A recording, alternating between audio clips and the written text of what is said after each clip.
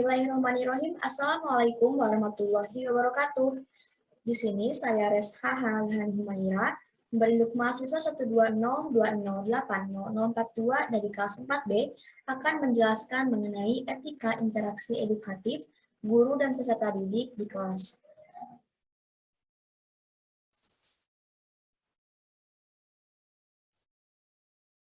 Menurut Kamus Besar Bahasa Indonesia, etika adalah sekumpulan azas atau nilai yang berkenaan dengan akhlak, tata cara, atau adat sopan santun, nilai mengenai benar dan salah tentang hak dan kewajiban yang dianut oleh suatu golongan atau masyarakat.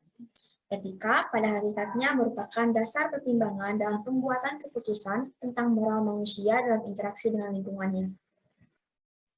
Kemudian, interaksi adalah hubungan timbal balik antara individu, antar kelompok manusia, maupun antar orang dengan kelompok manusia. Hubungan ini tidak bersifat sepihak bahwa guru merupakan satu-satunya subjek. Siswa dapat juga menjadi subjek belajar. Artinya, ada kalanya guru mendominasi proses interaksi, ada kalanya juga siswa mendominasi proses interaksi. Ada kalanya juga baik guru maupun siswa berinteraksi secara seimbang. Sedangkan interaksi edukatif adalah sebuah proses interaksi yang menghimpun sejumlah nilai dan norma yang merupakan substansi sebagai media antara guru dan murid dalam rangka mencapai tujuan. Guru mengajar dengan gayanya sendiri dan murid belajar dengan gayanya sendiri. Disinilah guru perlu memahami gaya-gaya belajar murid.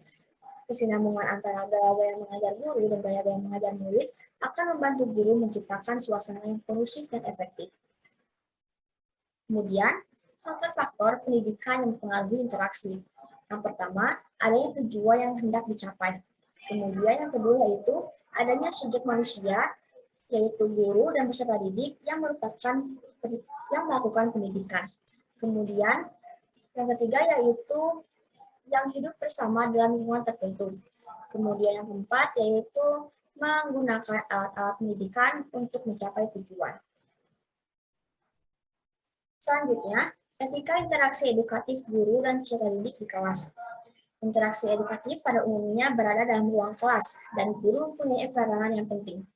Karena bagaimanapun, baiknya sistem pendidikan serta media yang digunakan pada akhirnya tergantung pada guru pula dalam memanfaatkan semua komponen tersebut.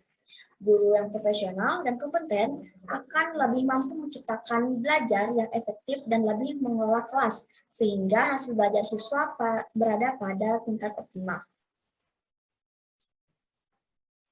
Kemudian menurut Edi Suwardi dalam Syarif Biman, menyebutkan ciri-ciri interaksi belajar mengajar sebagai berikut. Yang pertama, interaksi belajar mengajar memiliki tujuan. Yang kedua, adanya suatu prosedur atau jalannya interaksi yang direncanakan. Kemudian yang ketiga yaitu interaksi belajar mengajar itu ditandai dengan satu penggarapan materi yang khusus.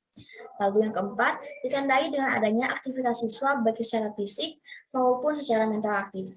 Yang kelima yaitu guru dalam interaksi belajar mengajar berperan sebagai pembimbing. Yang keenam yaitu dibutuhkan disiplin dalam interaksi belajar mengajar. Dan yang ketujuh yaitu adanya batas waktu.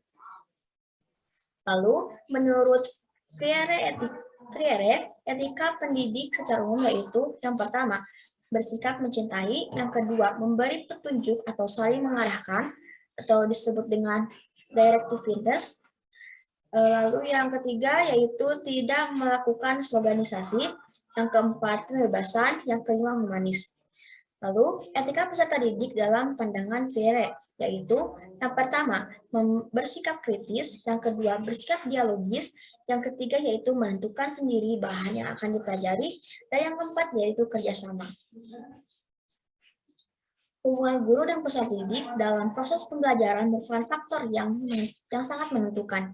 Salah satu caranya yaitu dengan kontak host dalam hubungan guru dan peserta didik. Dalam saat-saat semacam itu, dapat dikembangkan komunikasi dua arah. Guru dapat menanyai dan mengungkapkan keadaan peserta didik, dan sebaliknya, peserta didik dapat mengajukan berbagai persoalan-persoalan dan hambatan yang sedang dihadapinya. sehingga terjadilah suatu proses interaksi dan komunikasi yang humanistik. Kesimpulannya yaitu, interaksi adalah hubungan timbal balik yang terjadi antara guru dan siswa yang sudah direncanakan. Interaksi edukatif merupakan sebuah proses interaksi yang menghimpun sejumlah nilai dan norma yang merupakan substansi sebagai media antara guru dan murid dalam rangka mencapai tujuan. Dalam interaksi edukatif, guru mengajar dengan gayanya sendiri dan murid belajar dengan gayanya sendiri. Disinilah guru perlu memahami gaya-gaya belajar murid. Kesinambungan antara gaya-gaya belajar guru dan gaya-gaya belajar murid akan membantu guru menciptakan suasana yang kondusif dan efektif. Untuk menciptakan interaksi yang baik dan efektif ini, di antara guru dan murid, maka harus ada kerjasama di antara kedua belah pihak, sehingga terjadilah suatu proses interaksi dan komunikasi yang humanistik.